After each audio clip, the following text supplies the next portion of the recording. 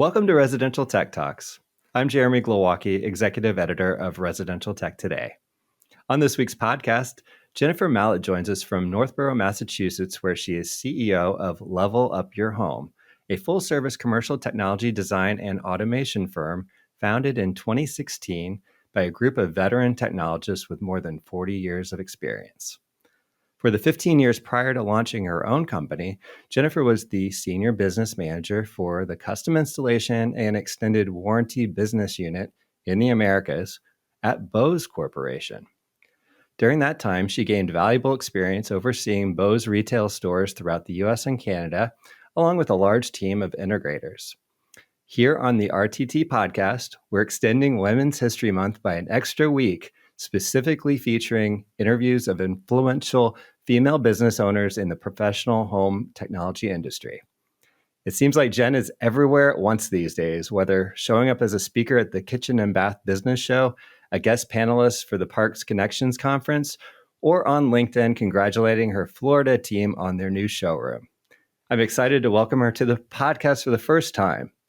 Jen Mallett, thanks for joining us today. Thank you for having me. I've followed residential tech pretty much my whole career, and it's an honor to be here. I look forward to chatting with you today and talking about our business and what we've learned, and hopefully we can share some things that are helpful. Absolutely. I look forward to it. I wanted to start off just by referencing again how much your name just keeps showing up in different places, whether it's through shared contacts on LinkedIn or press releases I get from Parks associates. And I just wondered if you could share, for those who maybe don't take on these types of opportunities, what are some of the benefits and also challenges of that sort of activity while also trying to run a successful business like you are? Yeah, I mean, we're only one person, right? At the end of the day, and many of us have children and other lives outside of our integration work. It's definitely a challenge. I would share that, really, having a podium to be able to teach people about what we do is really important because we only know what we do, right? In our industry, while it's been around for a long time, is fairly new to our clients, whether that be a commercial client or a residential client. So we really kind of see our role here at this company. Our mission is to really be trusted advisors. And as part of that, we're teachers. So a lot of what we'll do with press releases or panels or podcasts like this, it's really about helping to kind of frame that conversation and elevate what's capable from our industry. And so I think that there's a lot of value in that for companies like ours. And I know it's hard to kind of lift your head up and be able to do it. But what I've found is once you start and making that kind of part of your day to day, whether it be through press releases or speaking or doing community events, it really becomes natural to what you do and something that just provides your company great exposure and a great platform to be able to educate people about what smart homes are or connected homes, whatever terminology you use. And because we've got cool stuff, right? Our industry has got the coolest stuff. So I think that, as our industry grows, I think more will probably step up and do more panels and more engagement to be able to take on that teacher role, to be able to talk about our cool stuff. Yeah, when it comes down to it, you're talking about what you do. So I just spoke to Jamie Briesmeister, who's another influential female owner in our industry, and she talks about that imposter syndrome that she sometimes feels when she gets a little overwhelmed, and I think we all get that, whatever we do. But as long as you stick to what it is that you're doing, and just talking about your experience and not having to think, well, is this the same experience for all of our peers? It's not necessarily always the same, but your experience is probably pretty typical in a lot of ways. So it's just about sharing what those insights are, and hopefully they resonate with your audience, right? Yeah, I mean, we're all homeowners, right? So in the home, most of us, Right. in the home technology field, and whether you be, a mother or father or single, right? You utilize a home. So I think that we all have a perspective that, while we might not know down to the nth detail what that particular technology does. What we try to do is, well, what I try to do is kind of know enough to be dangerous, right? So understand the features, the functions, the benefits of the product line, get certifications when I can, with the time I have, and then, push through that imposter syndrome, because we all have it. We're all kind of sitting at the same place. And the difference is like how often we learn and put ourselves in a place of exposure to, learn about new product lines and be able to teach more people about what we do. So I want to talk about your experience with Bose, because I think it was quite influential on where you took owning your own company. But before we do, I'd like to also touch on your upbringing and your childhood and education a little bit, because I think that's a really insightful part of what we do on the podcast, just trying to get to who people are at their core. Were you a kid growing up that ever imagined you'd be working in a technology field? Yes, absolutely. My father worked for a company um, called Digital Equipment Corporation, which was one of the first computer manufacturers in the 80s. So he would bring home, the first rendition of a laptop. I remember really clearly seeing the first mouse at their corporate center. And I was always fascinated with computers and IT. And then I worked for my family's company when at 14. I started working for his company, which was an IT consulting firm, which had a technical aspect to it. I then went to college at Bentley University. I got my marketing degree, not an IT degree, but I got out and I still had a passion for technology. I was building websites, I was working in coding, and I first started working at Reebok, the shoe company Mm-hmm. here in Massachusetts, spent a few years there, and then left to go work at Bose. And I spent 15 years there. And I essentially grew up from my 20s. I'm 46 now. And I couldn't have really landed in a better place in terms of an entrepreneurial environment, a great manufacturer, a manufacturer that understood marketing, Mm-hmm. and then also really took great care of their employees and their business partners, and really had a lot of focus on that. So I have a lot of gratitude for my time there at Bose. All of the colleagues that we have, we still keep in touch. And it was such a phenomenal place to kind of like springboard and start my own company 6 years ago. That took a lot of the learning and a lot of the foundational things that Dr. Bose brought to Bose, to take all the best stuff, bring it into level up, and then broaden it beyond AV, to really home automation and commercial automation. So Yeah, so that time at Bose, I've spoken a little bit about it, but you were kind of in charge of those retail stores throughout the U.S. and Canada, right? Is it both U.S. and Canada, or just U.S.? yeah, so it's US. The retail division was actually global. Right. And I had a counterpart that was in charge of the North American retail stores, John Dovashaw, who's a fantastic colleague. I worked with him for many years. Okay. And they had about 135 stores in the US and Canada. And the business unit I ran for 8 years was the installation business unit. So when somebody would go into a Bose store, and Bose stores were all about experiential retail, very kind of magical places. And so when somebody would go into a Bose store and they needed their product installed, televisions, audio systems, indoor and out, and then when those systems became networked, a few years in, understanding the network and how that interacts with AV products, that was my business. So we had about 100 small mom and pop, for the most part, integrators that were part of my business unit. And we had design consultants in all of our major US markets: New York City, San Francisco, LA, Florida, Atlanta, Seattle, and a call center. So we're pretty much a full scale operation, and we ran out of the headquarters in Massachusetts. And I had that for 8 years and learned a lot about the CEDIA channel. And I went to my first CEDIA shows, was completely taken aback with how cool and entrepreneurial the industry is. People start, I remember seeing somebody like who created their own kind of fishing wire hooks that were at one of my first shows. It was just really ingenuitive. And so I got a taste for that and really fell in love with the industry as a whole. So we would, essentially do all of the installation for that 135 stores in the US and Canada. And then we also had custom design consultants, as I mentioned, that were in major US markets so that we could really extend beyond retail and beyond even the phone and online um, channels that they had and bring that home sales experience to customers that wanted really great sound throughout their home. And we had a great team, and I really, really loved working there. Well, I think it's interesting that you had a marketing degree. You earned a marketing degree in college, and you said as correctly that Bose is known just for great marketing. And I Absolutely. mean, there were some from a competitive, cynical sort of point of view from the custom installation channel.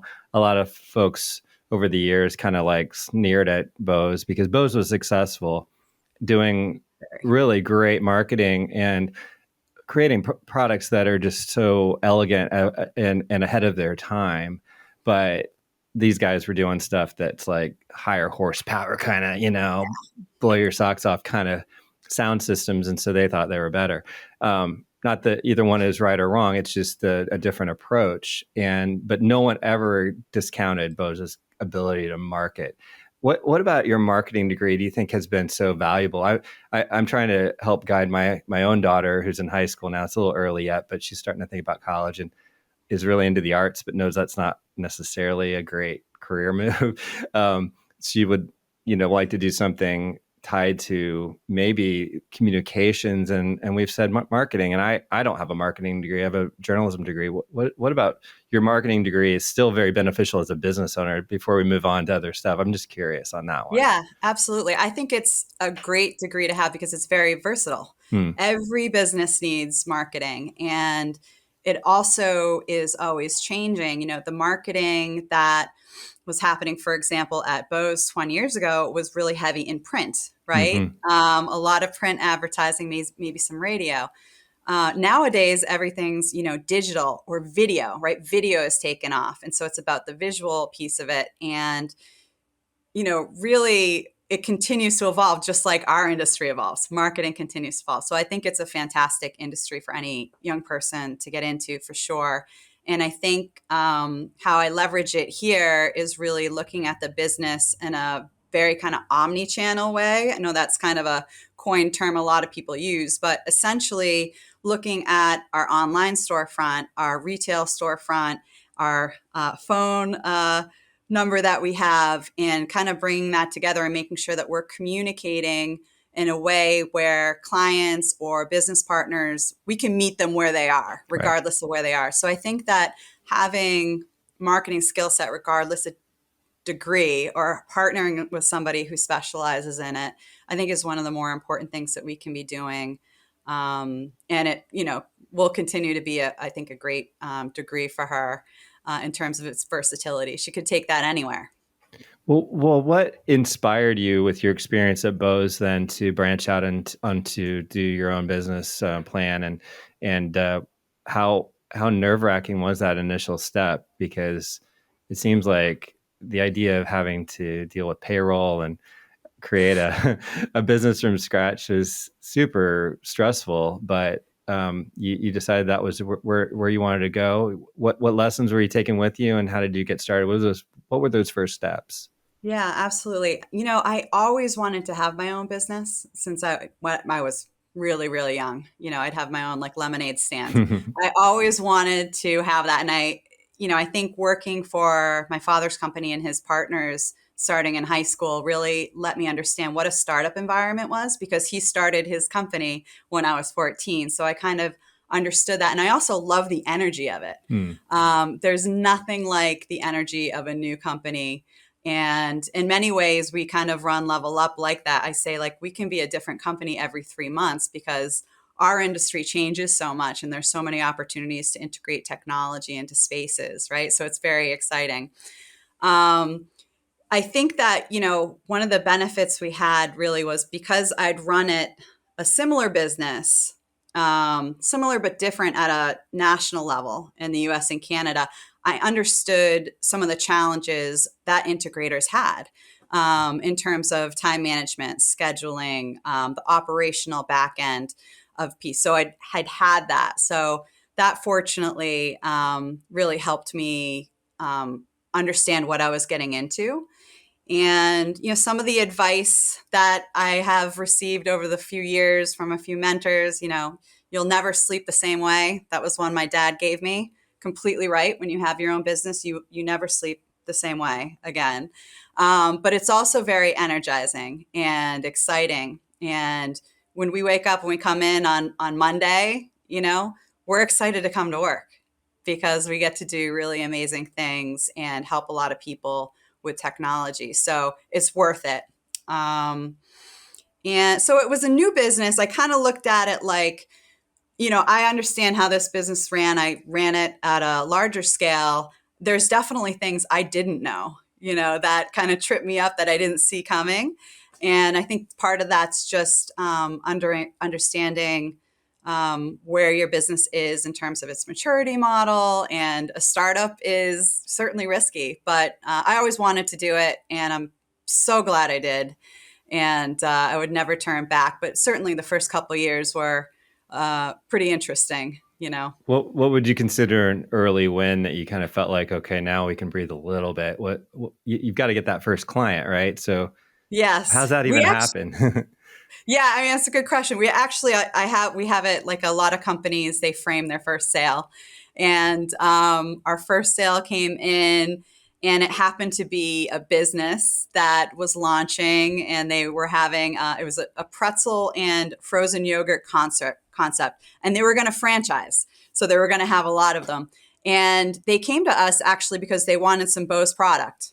And so we were referred into them, and we put in some wall mounted speakers, a little bit of audio, and that was it. It was a $1,500 sale, right? But that, that told us that, all right, you get your first one under your belt, and then you figure out how to expand from there. And we started really kind of early adoption on video doorbells, smart locks, access entry systems, networks. It really kind of started with that, AV background, but then very quickly, we bought and tested as many products as we could. We integrated as many products as we could get our hands on here to really identify, all right, which lines are we going to want to work on? And then, as we had customers come in, we'd run consultations, and it pretty much, was very similar. That whole sales engagement process was very similar to what we had at Bose. So it was fortunate that we're able to kind of move and grow quickly. Well, we will continue our conversation with Jennifer Mallett after the break. Do you want superior smart home automation at a great value? Shelly Wi-Fi relays by Alterco Robotics cover DC to line voltage, allowing you to control lights, outlets, appliances, garage doors, pumps, and much more. There are Shelly sensors and power measurement devices to help you measure temperature, humidity, lux, or motion, and electrical consumption from single wire to 3-phase with neutral. You can use Shelly with a licensed driver for Control 4, Elon, or other premium systems, as well as your customer's existing hub, voice assistant, or any platform that accepts REST, MQTT, or CoAP. Shelly can make IoT very easy. Available now at Blackwire, City Electric Supply, and Worthington, or at shellyusa.com. Welcome back. We're talking with Jennifer Mallett, founder and CEO of Level Up Your Home in Northborough, Massachusetts. Jen, you were talking about those early wins in your company, and I was thinking that the getting that first sale is such a huge accomplishment. But were you at that point doing more of a retail storefront? Was this word of mouth? How were you getting sales initially out of the gate there? Mm-hmm. We had a showroom in Marlborough. It was more of an office building showroom, unlike what we have now today, which is more experiential. Okay. And, people started to find us through the internet. Okay. And we had, good search engine optimization to start. And, certainly somebody Googled something and our name popped up. So that became very helpful. And then, we were able to gain a lot of referral leads from manufacturers that had referral programs. We love those. And that's really how we started to kind of accelerate our growth. Was through that. We would bring people into the office/showroom, which is basically our conference room with a bunch of products that were there. And over time, we saw a lot of success with that in terms of giving people an opportunity to see things in a one-to-one environment. And so we moved our showroom from Marlborough to Northborough and made it what you'd think of as a typical showroom in our industry. So a space where people can see, touch, hear product for themselves before buying, and a place where we can run events, bring partners in like builders and remodelers and interior designers and such, so that we can give them exposure to all the cool stuff we have. Where did you go from, or when did you go from having that single location in Massachusetts to branching out to, I believe you have Louisiana, Florida, and Arizona now as locations? When does that happen? Yeah. We actually, when we launched the business, I worked with a number of the integrators that were part of that family we had. And we ended up having about 20 to 25 of them sign on to conduct work for us. So we subcontracted them out. The exception to that is Arizona. My brother is in Arizona and he runs Level Up in Arizona. Oh, nice. So Arizona's been with us the whole time. Okay. So we ran that for about a year or so. And it was great for our integrator partners because they might not have installed a smart lock yet. They might not have put together a smart garage door system.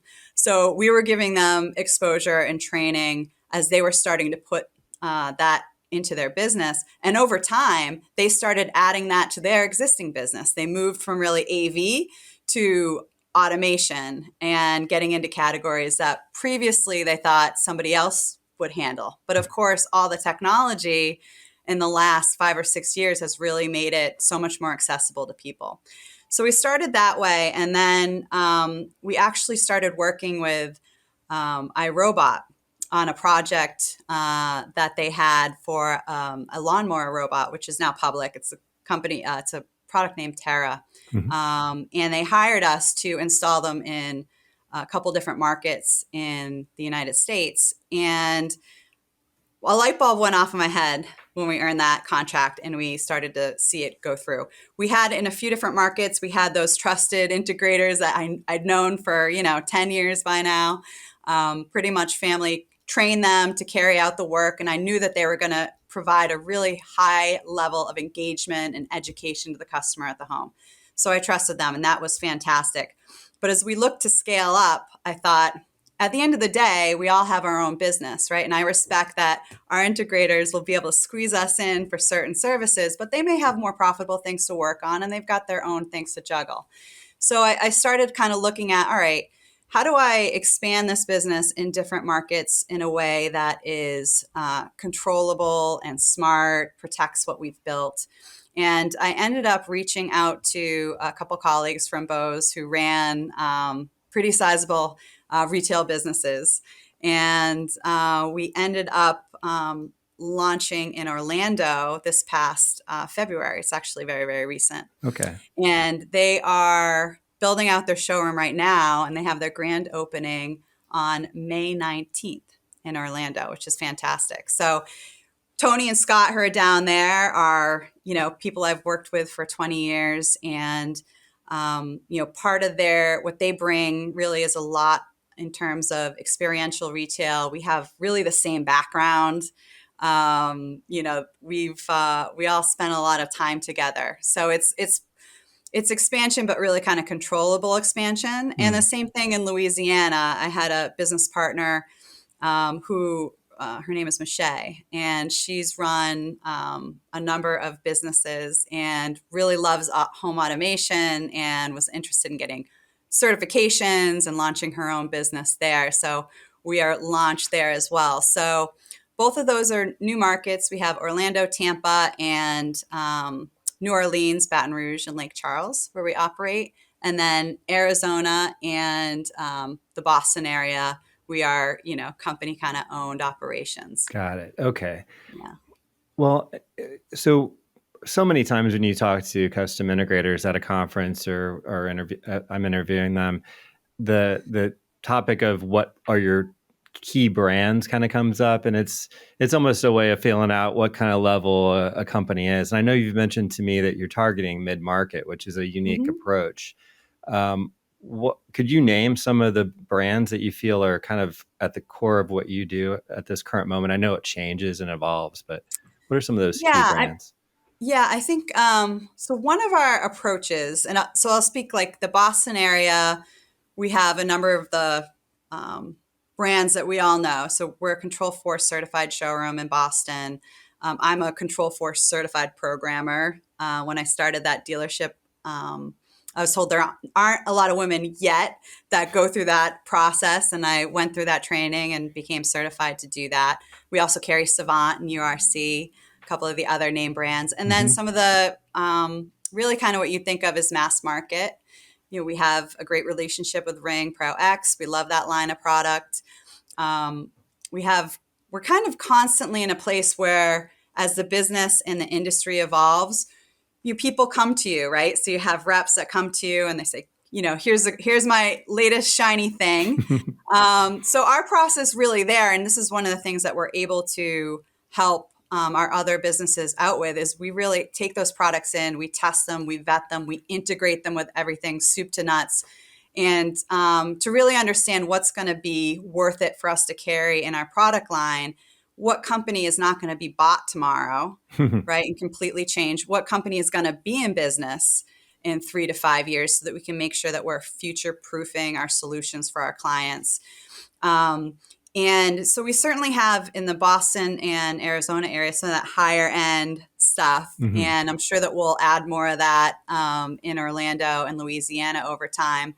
The mid-market, really, when you look at, and I'm sure you've seen a lot of the research that's come out, and mentioned Parks has got fantastic stuff and all the growth that's going to be happening. We need people to do that, right? We need a system to do that. And there really isn't any other industry, I think, and you may think too, we might be a little biased, than our industry to be able to take care of this growth. Right. You're really looking at 25% compound annual growth rate over the next 5 years. And not all of that is going to be basic stuff, right? DIY stuff. There's going to be stuff in the middle. Yeah. And so, we really believe that, as part of that, we want to be prepared to service people in multiple markets and help educate people and be their trusted advisor as all these technologies kind of grow and as there's more of an appetite to have it in their house. And automation now is, not just for the rich and famous, Right. It's for certainly the everyday person. Mm-hmm. That's a big change over the last 5 to 10 years. It's for people with special needs and special abilities to be able to live in a different way. So, we're really focused on that mid-market because we think it needs to be serviced. And certainly the high-end market, there's a huge place for that. And that there's so many great integrators that do such an amazing job there. And we certainly service that market, but we really see the mid-market as a place where we can provide a lot of value. Yeah. And I think that just anecdotally that I experience with my mid-market friends, essentially, they may have a beautiful house that's a lot nicer than my house, and they will want to put in audio, multi-room audio. They kind of know a little bit about it, maybe through Sonos or something that's a little more of a marketing presence, and they don't want to do it themselves. And then I promote our industry, and I say there's a great custom integrator. There's a bunch of great custom integrators in our area, and they get sticker shock immediately, and they just like, that's not really what I can do. And so what you're talking about is really for that type of a customer, and there is a great opportunity there. It's not mass market; it's this tier just below that wealthier, typical client that our industry tends to work with, because it's just a little easier to deal with that price point, I guess, and profitability and everything else. Yeah. And I think the value proposition is different now than it was 10 years ago as well, right? So, the next generation of homeowners, they grew up with iPhones and iPads and Android devices, and not a lot of friction in their life. It's sort of different, right? Things have they're an automated. They've been able to get information like this. I kind of call them Generation Instant. Mm. So I think that the value of automated shades or multi-zone audio, for them to spend 5, 10, 15, let's say $20,000 if they're building a new home, or maybe it's more like 50, whatever it is, they see the value in that. And whereas maybe their parents didn't so much. So I think that, the world has changed too. And, right now there's not a lot of places that those people can get serviced. Mm-hmm. Certainly with a retail experience and a, really kind of end to end from consultation to service experience for them, that they've got somebody that they know they're going to call, right?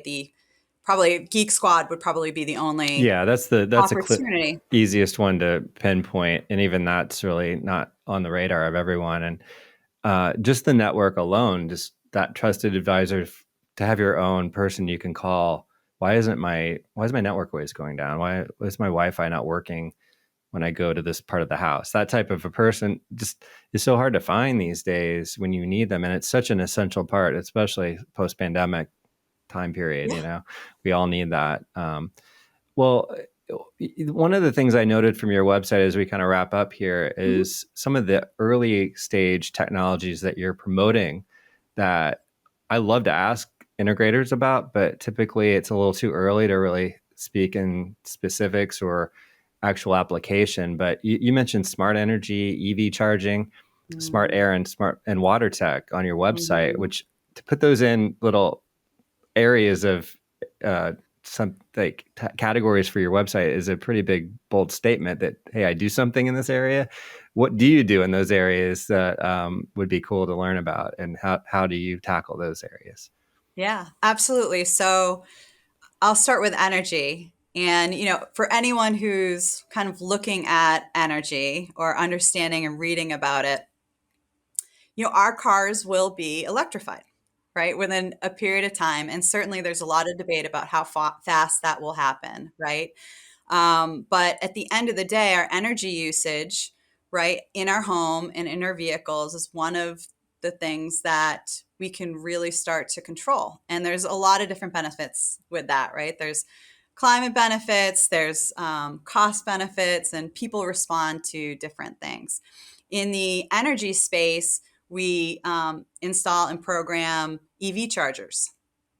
So, that is great to have that in the residential space. Most people are familiar with charge points or EVgo and the commercial application for that. We also have commercial application.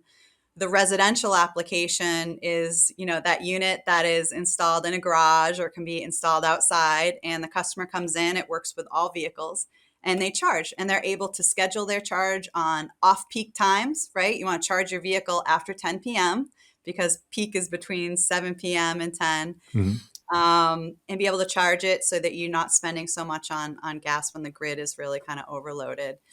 We also work within the energy sector for systems that are installed actually into the panel that allows people to see what the usage is in their house, what time of day, so that they're able to kind of see, like, look, my dehumidifier in my basement is costing me XYZ dollars monthly, and or can be controlled in a different way that is better cost-wise or for the environment, whatever the person's perspective is. So there's that. There's many people are familiar with smart outlets, and smart plugs also does the same thing. So energy, I think, people read up on the research. It's certainly going to happen. Our fleet of vehicles is also moving electric. So our last vehicle purchase that we have is it's actually a Jeep Wrangler. That's a hybrid electric that it's mine, because I'm like, I'm going to get the first one, plug it into my house. Right. And we'll have one outside our showrooms as well for people to be able to, when they come visit us, they can charge their Tesla or whatever they have, right at our property. They can come in and experience our products. So that's an exciting area. I love smart energy. It can work with solar. It can work without solar. There's a lot of opportunities for integrators to partner with solar companies, electricians. There's the one last piece about energy is there's the stored power portion of it, which is essentially having a battery for your home. So instead of having large generators, right, you have batteries and you can stack those up over time. And it won't be too long when the cars are actually able to charge your house. Or if you have electricity that goes down, your car can help support the energy in your house until that electricity is back up and running. So in a way, we really see that as replacing generators because they're controllable. You can control them through Wi-Fi. And you're able to, if you have solar, you don't have to have solar, but you're able to essentially get off the grid, right? You can power your batteries, store that for when you want it, deploy it during high peak times. So you can lower your energy bill or just not have an energy bill, which would be, I think, a fantastic thing. Look at fuel prices right now, right?